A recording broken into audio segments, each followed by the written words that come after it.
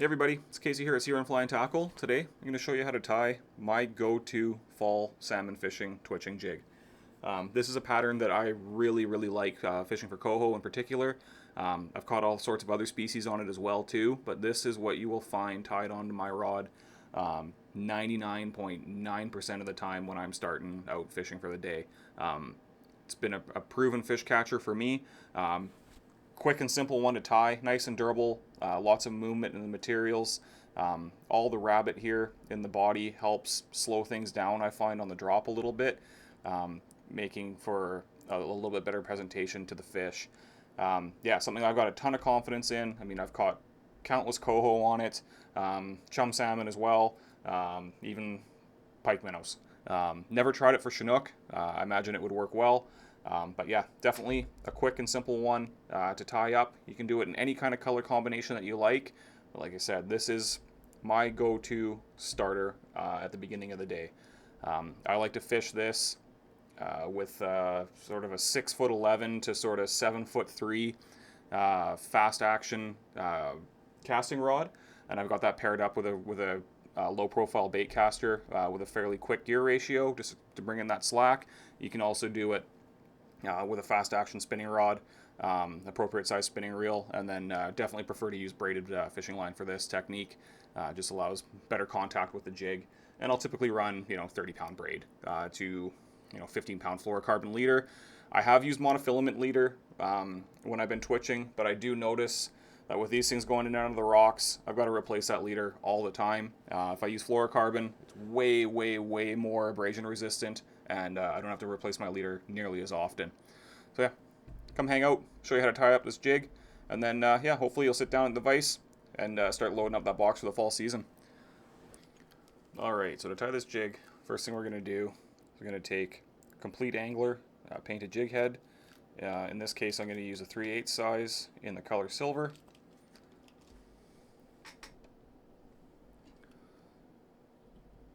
We'll fix that hook securely into our vise, making sure it's not going to move on us when we're tying.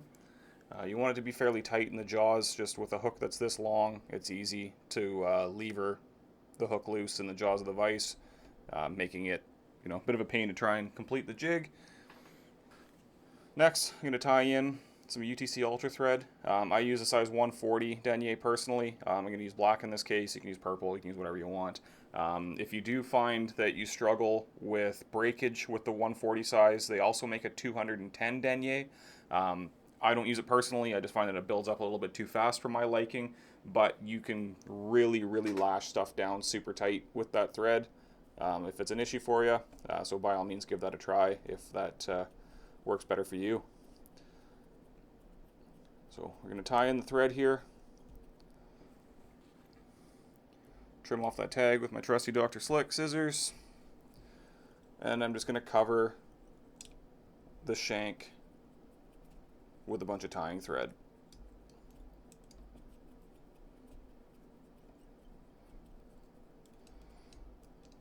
This just creates a foundation to build our jig on and is going to help prevent materials from moving on the hook on you.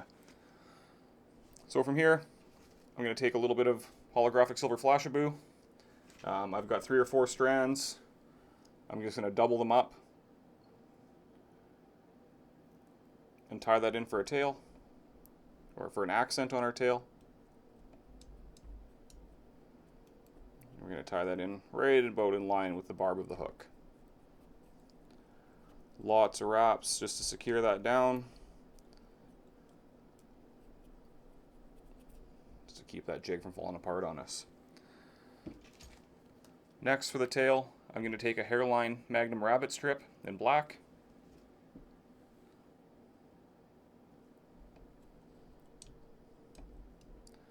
And we're going to tie that in over top of that silver flashabou that we've already attached to our jig hook.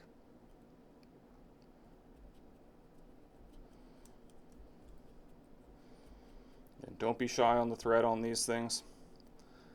You want them to last.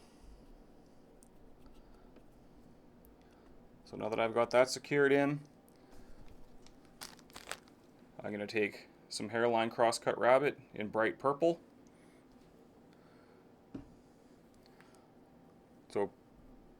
this is what we call a regular rabbit strip or a zonker strip.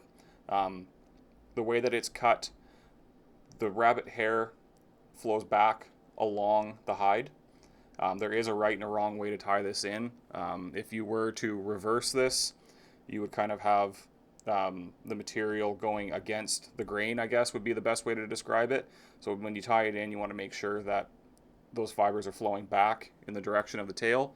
Cross-cut, the way that this stuff is designed, or the way that this is cut, the hair comes off the side of the hide, so making it more suitable for wrapping on the body than a tail.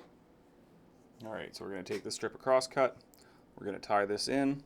I leave a little bit of a gap at the base of the tail there to where I tie this in. And we're going to tie this material in so that when we palmer it, or wrap it around the body, that hair is going to lay back in the direction of the tail, and that little gap will be covered by the rabbit hair itself. So a bunch of wraps just to secure this in.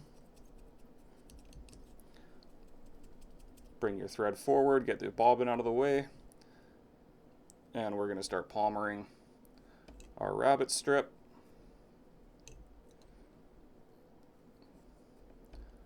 You want to leave a little bit of tension on there just so that it doesn't start sliding on you on the hook shank. So I've got this wrapped about halfway up the shank. I'm just going to make a wrap or two just to kind of hold this in place for a second. And what we're going to do from here is I'm going to take some Wapsi Silly Legs in purple with blue flake. I've got 3 or 4 of those guys, and we're just going to tie them in so that they're draping down both sides of the jig.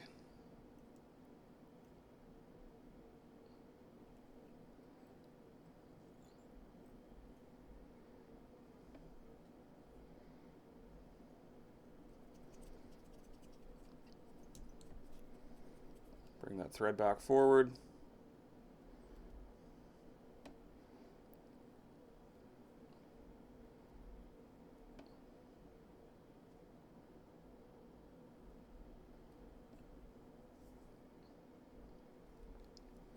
And continue palmering that rabbit up to the jig head.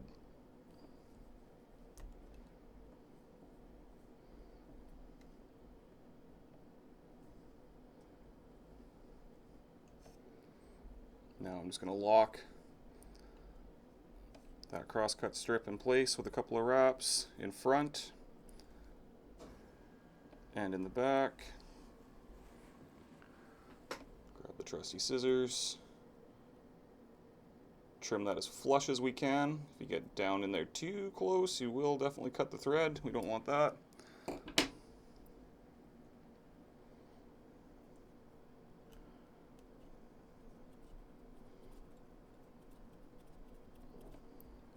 Tying a good thread head.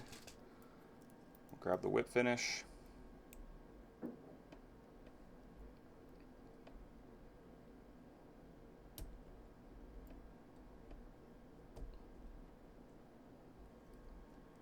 I always whip finish these guys twice.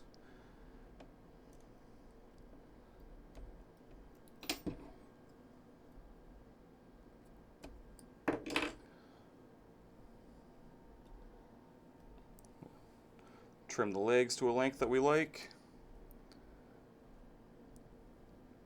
And the flash so that it's about the same length of the rabbit on the tail, maybe just a hair shorter, but not much. Little dab of head cement on there, or some crazy glue or something like that to keep that thread from coming undone on you. There you have it. That's my go-to jig for twitching for coho in particular. That's usually the first one that I've got tied on in the morning, and then from there, you know, we'll switch up some colors once you know, the pool's seen that a few times, catch a few fish, you notice things start to slow down a little bit, then I'll throw in a different color, typically something a little bit brighter, just to grab their attention and see if I can pull a couple more fish out there. So yeah, give this one a try. Nice and simple. Definitely worth adding to your box. Let us know how you like it. Thanks for watching.